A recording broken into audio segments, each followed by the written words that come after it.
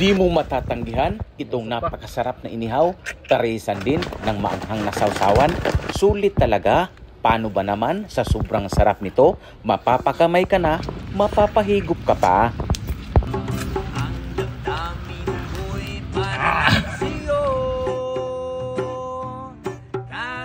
Mga idol ay kasama ko nga si Nyuko TV at napag-usapan namin na mag-ihaw kami. Manghuli muna tayo ng isda na ihawin natin ngayon, tapos partneran natin ng napakaanghang na sawsawan. Ayan.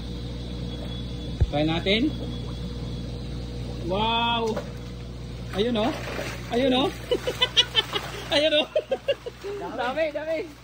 Ayun o. Ayun o. Dito. Wow. Yan o. Yan o. Ikaw ba? Aray. Sige.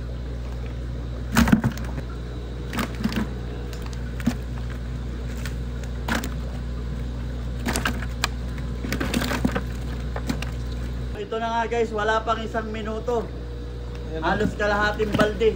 At tingnan nyo, ang lalaki. Tara, samahan nyo kami at panoorin ang buong video. Siyempre, huwag kalimutan na i-follow ang aming mga page at i-share ang video na ito at samahan nyo kami sa masarap naming kainan ngayong tanghali. Let's go!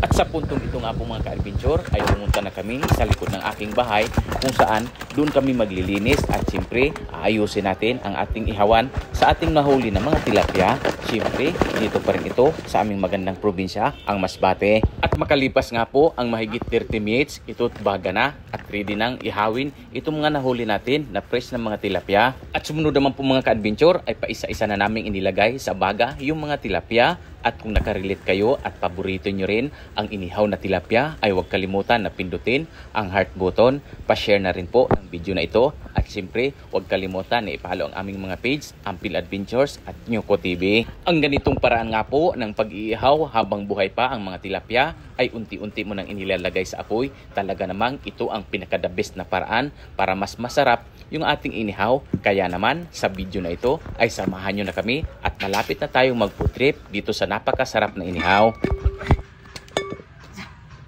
Tara, kaya na tayo. So yun mga idol, siyempre bago tayo kumain, manalangin muna tayo. Amen. Ito yung sausawa namin. Yan, init. Sausaw suka. Dito na tayo sausaw suka.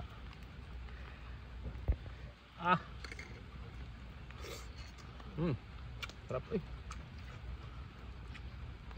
Tapos mayroong rice. Panalo. Kasi fresh na fresh. Muusok pa. The best.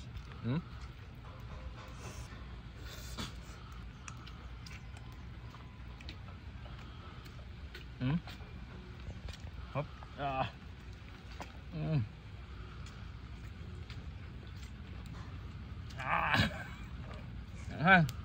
Mainit.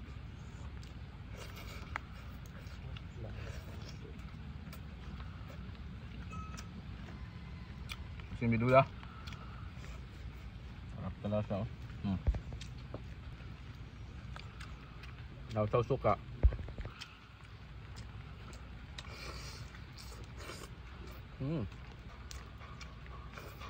At habang patuloy nga po kami ka-adventure sa pagkain nitong napakasarap na inihaw na tilapia at pinarisa namin ng maanghang din na sawsawan, ay gusto ko po na batiin ang aking mga kababayan dito sa probinsya ng Masbate. Shout out na rin dyan sa Northern Samar, kay Boss Revlogs, at sa Katbalugan City Samar, kay Boss M Explorer, at siyempre kay Ma'am Arnie Cabiles from Cebu. Binabate ko rin po si Sir Dionisio Di Ocampo Sr. from Ilocos Norte, Ma'am Elena Di Castro from Cebu, at siyempre sa lahat po na patuloy na nanonood ng mga OFW sa aking mga video. Maraming salamat po, at kung nagustuhan nyo ang video na ito ay huwag kalimutan na pindutin ang heart button, pa-share na rin ang video na ito, at huwag kalimutan na i-follow ang aming mga page, Ampil Adventures at Nyuko TV. Maraming salamat po sa suporta nyo mga ka-adventure.